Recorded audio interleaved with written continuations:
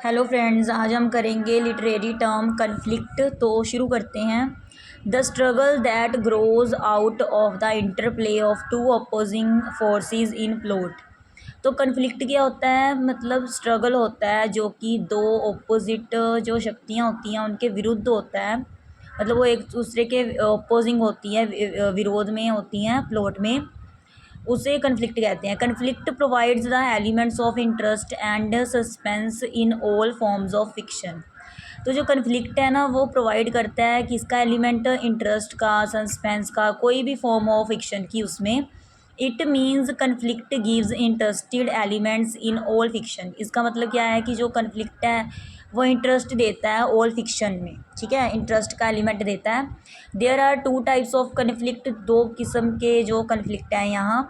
Growing from the opposition of two physical forces and then finding the expression is in a series of actions. फिर देखो, पहला तो ये है कि दो टू जो फिज़िकल फोर्सेस होती हैं वो एक दूसरे के ऑपोजिट होती हैं। उनका जो बढ़ना, ओपोजिशन बढ़ना टू फिज़िकल फोर्सेस का, वो वाला कन्फ्लिक्ट हो गया, जिसमें बाद में एक्सप्रेशन को सीरीज़ में जो है फाइंड किया जाता है। थोज सेकंड है, those jump from the play of one quality of character upon another quality of character in a second person. मतलब इसमें क्या होता है कि जो एक क्वालिटी का जो करेक्टर होता है वो दूसरी क्वालिटी के करेक्टर में क्या होता है, जंप कर जाता है। मीन्स इसका ये है कि one character change his role into second character, कि पहला जो करेक्टर है वो अपना रोल चेंज कर लेता है सेकंड करेक्टर में। तो इसके साथ हम एक और लिटरेरी टर्म करेंगे, episode. An incident presented as one continuous action. जो एक घटना होती है उसे लगातार पेश किया जाता है। Usually the episode is happened by other episodes.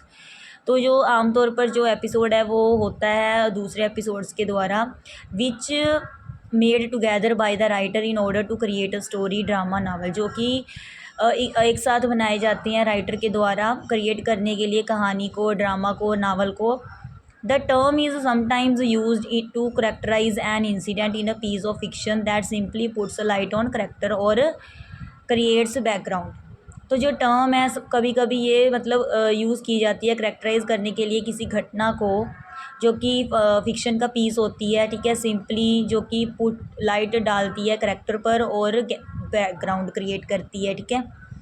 In this case, the episode hears no defect relationship no to plot and it does not advance the action। तो इस तरह इस केस में जो एपिसोड है उसमें बियर्स है, ठीक है, मतलब सहना घाटा रिलेशनशिप जो है प्लॉट में होता है, और डज नॉट एडवांस में कोई एक्शन नहीं है करता। In episode all incidents presented in a continuous action, means after finishing one episode second episode starts, so the writer creates his story in this type of manner. तो देखो, episode में क्या होता है, एक घटनाओं को पेश किया जाता है लगातार एक्शन में। इसका मतलब ये है कि एक एपिसोड जब फिनिश होता है तो दूसरा स्टार्ट होता है। तो राइटर क्रिएट करता है ऐसे स्टोरी अपनी जो स्टोरी क्रिएट करता है अपने अपने तरीके से। Originally in Greek drama an episode referred on the part of tragedy. असल में जो ग्रीक ड्रामा एपिसोड है वो दिखाया गया है किसके भाग में, ट्रेजिडी के भाग में। इसके साथ हम करेंगे साइंस फिक्शन। तो शुरू करते हैं ये भी। A story based on real और imagined elements of scientific technology. तो साइंस फिक्शन क्या होता है, एक स्टोरी होती है वो आधारित होती है रियल में भी, और जो इमेजिन्ड एलिमेंट्स होती हैं साइंटिफिक टेक्नोलॉजी के उस पर। Edgar Allan Poe is mentioned as the first science fiction writer. तो जो एडगर एलन है पो है वो पहले मानी जाती है साइंस फिक्शन के, उन्होंने मेंशन किया था सबसे पहले साइंस फिक्शन को, राइटर है वो। Later H.G. Wells wrote outstanding stories based on the possibilities of scientific advances.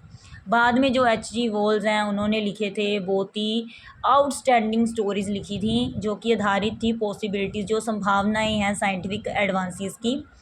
Many other writers are known for their contributions to science fiction. और भी बहुत सारे राइटर्स हैं जो जाने जाते हैं अपना, उन्होंने कंट्रीब्यूशन दिया है साइंस फिक्शन में। In the old English period, जो पुराने समय का जो इंग्लिश पीरियड था ना, समा था। A professional poet who went from one court to another as an entertainer. तो जो प्रोफेशनल पोइट थे वो जाते थे एक अदालत से दूसरी अदालत जाते थे एज एन एंटरटेनर बनकर।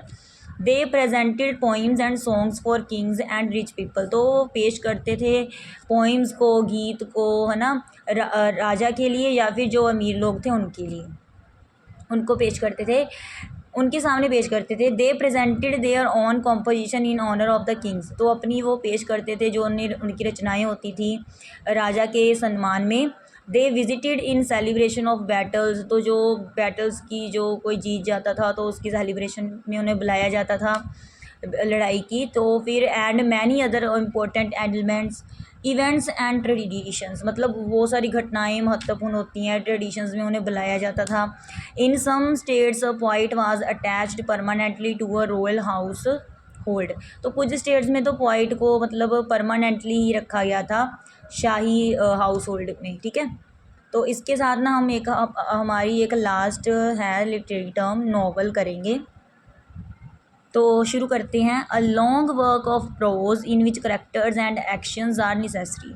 एक लंबा वर्क होता है प्रोज का जिसमें मतलब करेक्टर्स और एक्शंस ज़रूरी होते हैं।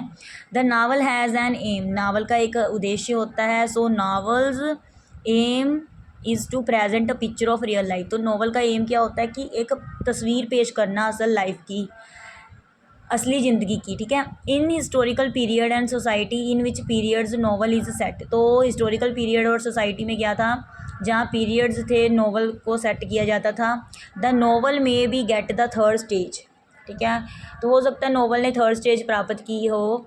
The poem epic was the first stage and the romance was the second and novel was the third stage. तो जो पोइम एपिक थी, है ना, वो तो फर्स्ट स्टेज थी, रोमांस सेकंड एंड नोवेल जो है थर्ड स्टेज थी। Richardson's Pamela was rewarded in 1740 as the first English novel. तो जो रिचार्डन्स पमेला था ना, मतलब उन्हें रिवॉर्ड मिला था 1740 में फर्स्ट इंग्लिश नोवेल का, ठीक है। Novels can be generally classified in two parts. मतलब दो भागों में हम बांट सकते हैं नावल्स को। देयर पर्पस देयर मैनर, ठीक है, उनका एक उद्देश्य होता है और उनका एक मैनर होता है। All novels are almost written with their purpose like to entertain, to present problem, to present historical period. तो कहते जो नॉवेल्स का लगभग रिटन मतलब लिखने का उद्देश्य क्या होता है, एंटरटेन करना, किसी समस्या को प्रेजेंट करना या फिर प्रेजेंट करना कोई हिस्टोरिकल पीरियड को, ठीक है। Entertainment is the main and common purpose. Entertainment तो कॉमन है और मेन पर्पस है। In this type of novels वो includes stories of adventures, detective stories, natural stories, mystery stories etcetera. तो इसमें क्या हम क्या करते हैं, नॉवेल्स में हम शामिल करते हैं जो स्टोरीज़ होती हैं ना, खतरों वाली एडवेंचर्स होती हैं, जासूसी स्टोरीज़ होती हैं, कुदरती स्टोरीज़ होती हैं, जो मिस्ट्री स्टोरी भेद पूर्वक होती हैं, वो वाली स्टोरीज़ बहुत सारी इसमें शामिल की जाती हैं। Novels present a problem include character sociological novel. The third purpose to present historical novel. तो जो नॉवल है ना, वो प्रेजेंट करता है कोई सी प्रॉब्लम को जिसमें शामिल होते हैं करेक्टर, है ना, सोशोलॉजिकल नावल। तो थर्ड की पर्पस की है नावल का प्रेजेंट करना हिस्टोरिकल नावल को। Novels are also classified according to their manner, ठीक है। तो जो नॉवेल्स हैं वो अपने मैनर के अकॉर्डिंग भी उन्हें बांटा जा सकता है। It includes romantic and natural etcetera. तो इसमें शामिल है रोमांटिक एंड नेचुरल एक्सेट्रा। तो मतलब इसमें और भी बहुत कुछ है नेचुरल रोमांटिक के अलावा।